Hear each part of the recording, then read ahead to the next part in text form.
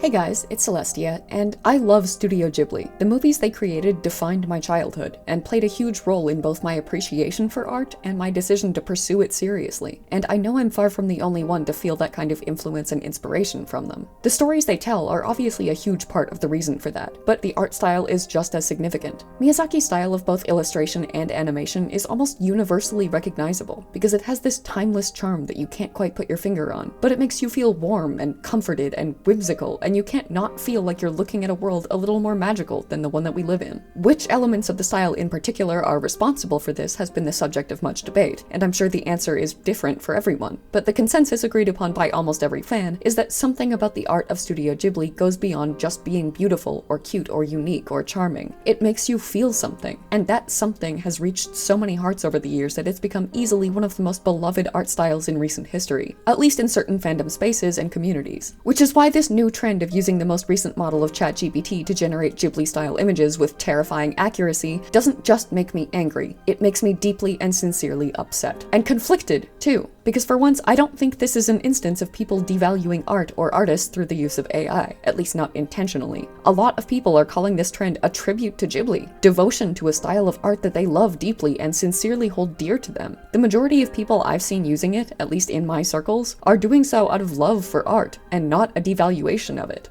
I'm used to tech bros using generative AI to exploit and ultimately replace human artists, and I'm used to people not seeing how damaging all of this really is to artists and art, and using it as if it's harmless more out of ignorance than anything else. I've made more than enough videos discussing how I feel about both, but people who genuinely love art using generative AI to essentially, to them, pay tribute to it, that I've never seen. A lot of them are even against generative AI as a whole, but have so much nostalgic fondness and love for the Ghibli style that they'll make an exception to have their profile picture capture the same magic it reminds them of. Some people are obviously doing what they've always done with generative AI, just using it to churn out art for free because they don't value it as anything more than a thing to have, much less a form of expression. But not all of them are. The Ghibli style is so widely loved that the use of it via generative AI is being done out of that love, as a compliment. And that breaks my heart because it isn't one. And that's exactly what I want to talk about in today's video. It's not going to be some rehashing of the same anti-AI stances that I've explained a million times before. I'm not going into why I believe it's unethical, how it hurts artists, how flawed the mentality that it's democratizing art is, or how I believe it to be a substitute for art being deceptively marketed as a tool to make it.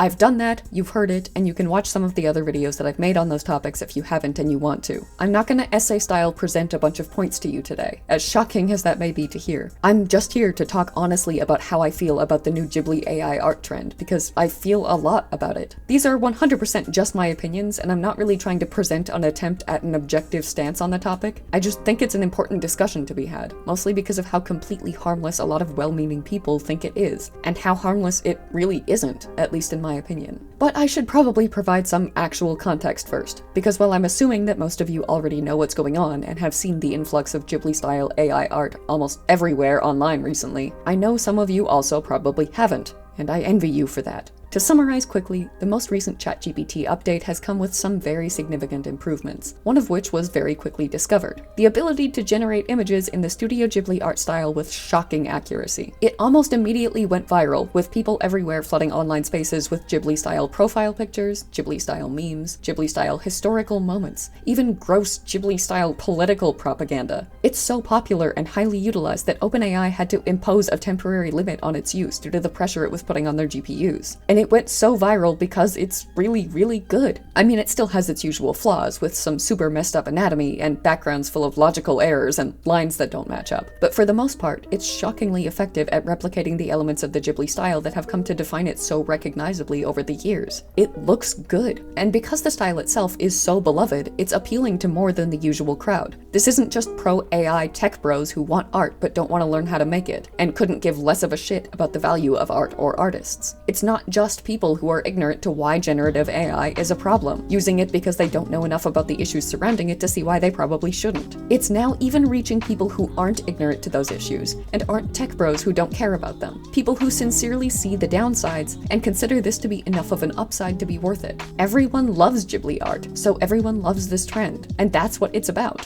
The style, not the fact that it's generative AI. Liking this trend is not inherently even affiliated with being pro or anti-AI. It's just about liking liking Ghibli art, and the fact that it is AI generated is nothing more than an afterthought for most, which means that they're too blinded by the appeal and sentimentality and nostalgia to associate the creation with the tool that's creating it. And that's what scares me. This trend isn't based on the devaluation of art, or the glorification of AI, like most other generative AI issues I've covered on the channel have been, at least not entirely. AI has just become so normalized that the trend exists independent from its use, rendering the harm done by its use irrelevant. And that's why I feel like I have to talk about it, because that harm doesn't go away just because people aren't seeing it. Even if people intend this to be a tribute to a style they love, a way to insert themselves into a fictional world they love, a display of appreciation and admiration for art, even if it's not intended to devalue the art style it's replicating, it is. Like I said, I've already discussed at length why I believe generative AI devalues art by way of its very existence. It was trained on the work of unconsenting artists to create images designed to replace them, and is peddled as this magical tool that lets anyone make art, while really just being an alternative to needing to make art at all. Again, feel free to consult my other videos in the playlist in the iCard above if you want to hear more about my views on that. But the point is, this trend isn't immune to those same criticisms just because it's mimicking a style we love. It's not innocent just because Ghibli is. It's built on the same stolen work without the artist's permission, and using it is essentially the same as saying, I love Miyazaki's style so much that I'm gonna devalue the decades he spent developing it by reducing it to automation rather than art. It commodifies it, it cheapens it, it makes it into a gimmick. This trend can only exist because he devoted his life to creating the style that it's imitating. People only want to imitate it in the first place because of how effectively, beautifully, and uniquely he did so. And imitating it through art is one thing. Artists paying homage to artists via imitation is neither unprecedented nor malicious. But imitating it by automating it is not paying homage. You're not learning and replicating the techniques that Miyazaki used like an artist would. You're not sitting down and poring over all of his work to understand what stylistic elements make it so lovable and valuable and beautiful and unique, well enough to include them in your own work. You're not spending time and effort studying the art of an artist you admire so that you can create something of your own out of love for their art. You're reducing their art to a filter for your photos with no effort or respect required, reducing its value to what it can do for you, to a passing fad that you can enjoy without the artist who made you love it even being needed, much less respected. At least artists imitating artists put in hard work to do so, and they do that primarily out of sincere respect and admiration for the style that they're imitating. This is not that, and it's not motivated by the same thing either. It's the difference between learning a language and Google translating. One shows a deep appreciation for the language and the culture, enough so to motivate you to want to spend the years it takes to learn it doing so, because it's worth that effort. The other takes 2 seconds, does it poorly, loses the nuance and beauty of the source language, and shows that you only care about it enough to use it, not understand it. And that is not paying tribute. And while we're on that topic of human artists doing the same thing as AI, let me take a brief moment of your time to mention one of the arguments here that pisses me off the most. That ChatGPT is just taking inspiration from Studio Ghibli in the same way that any human artist would. And since all art is influenced by reality and existing art, that means it's not guilty of anything that we aren't. Because do you think we don't know the difference between influence and imitation? Toddlers understand the significance of the role that intention plays in defining an action. They can tell the difference between hitting someone on purpose and hitting someone by accident. Why in the ever-loving fuck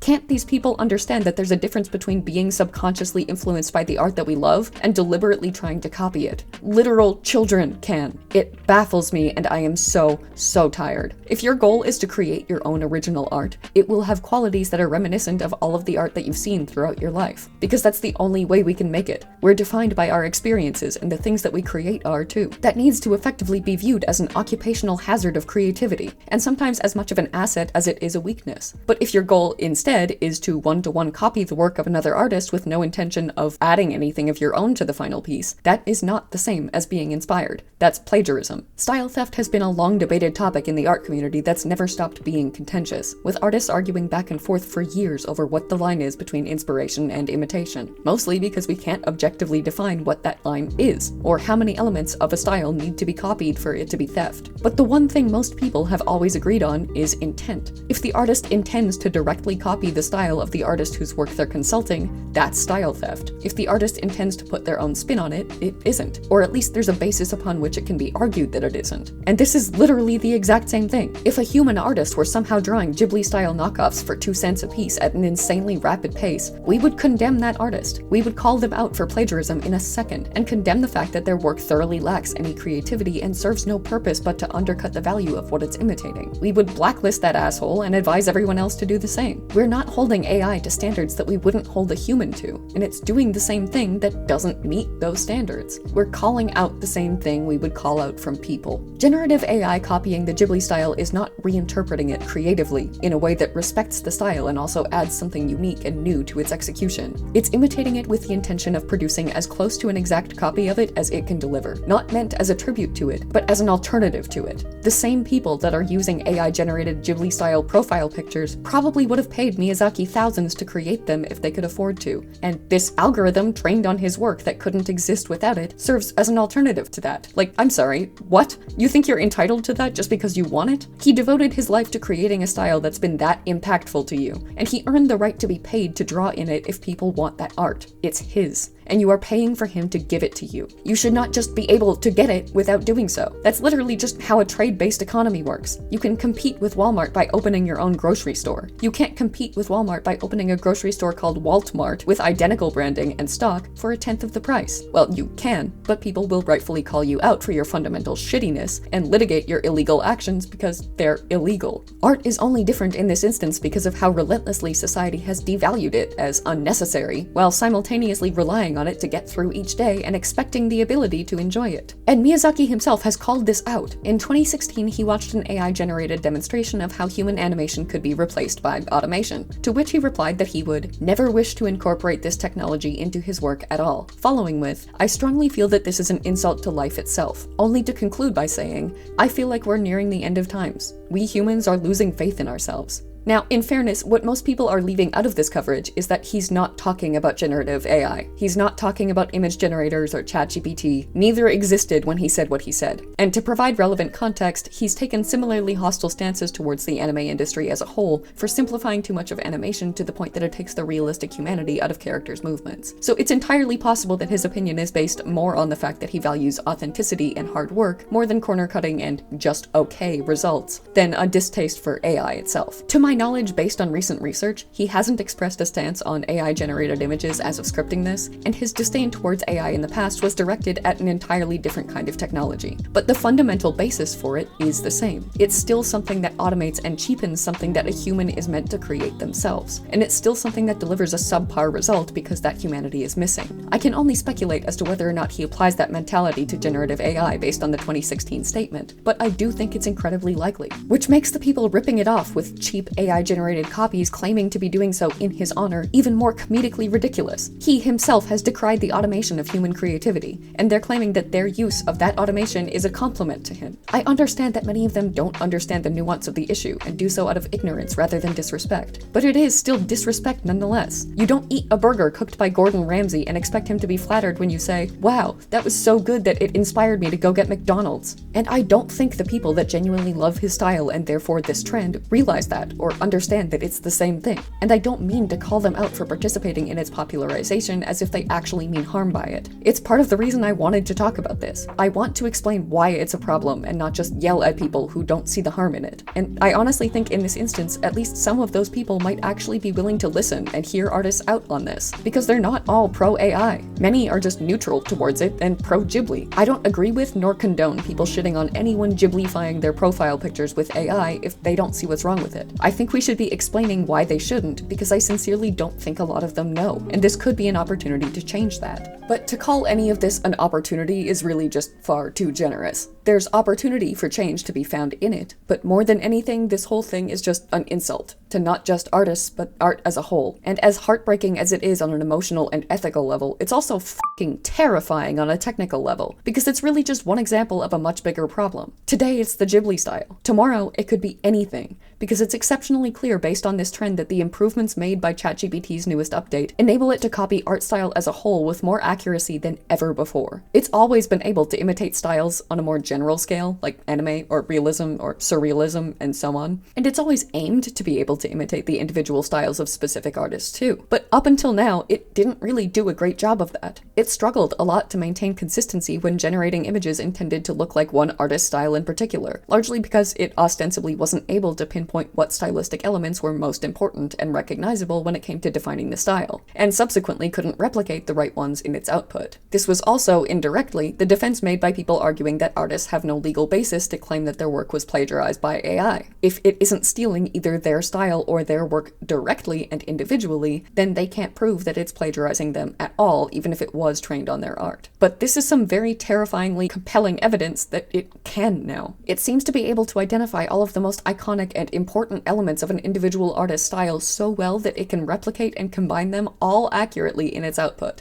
And so easily that thousands of people were able to get Ghibli-style images of a quality that they were pleased enough with to share with more consistency and reliability than we've ever seen before. We were already seeing individual artists being targeted by tech bros determined to make image generators trained on their style specifically, so as to essentially get free commissions from them. But those generators were flawed and sloppy. This makes it abundantly clear that that's changing, and the consequences of that genuinely keep me up at night. No artist is safe from this anymore, and all of our livelihoods are more threatened now than they've ever been. Which, by the way, is a valid and reasonable thing to be concerned about. The number of AI defenders that I've heard shit on artists for just being anti-AI because they don't want to lose their jobs. I swear to God, first of all, people can care about more than one thing. The fact that we're worried about our jobs doesn't exclude us from being able to also worry about the ethical and environmental impact of the technology, nor does it diminish how much we do. And second of all, yeah, of course we're worried about our jobs. Our points aren't undermined by the fact that our motivation for making them is partially due to a desire to not lose our livelihoods. Anyone would be scared of automation replacing their careers, and anyone would be right to be. I sincerely don't understand how people use "artists just don't want to be replaced" as a criticism here, because yes, obviously, does anyone want to be replaced? AI is threatening more jobs and fields of work every day, and everyone is eventually going to be at risk of being replaced by it if it keeps going the way it is without regulation or resistance. They're gonna need to start saying, ugh, humans just don't want to be replaced at this point, because that's the direction we're going in. And if they're genuinely arguing that we should all sincerely be fine with that and embrace our own redundancy in favor of convenience, I truly have nothing left to offer them but pity. I don't know.